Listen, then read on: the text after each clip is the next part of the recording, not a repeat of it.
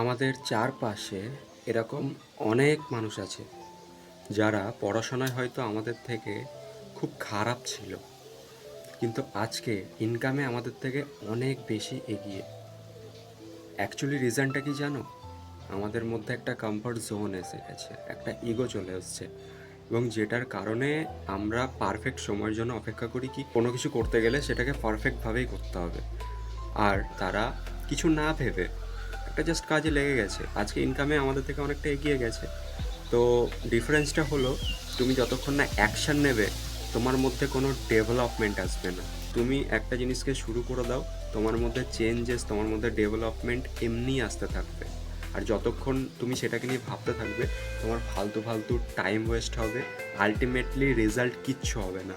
যদি সত্যি কিছু শুরু করতে হয় তাহলে স্টেপ নাও এবং জিনিসটাকে শুরু করে দাও।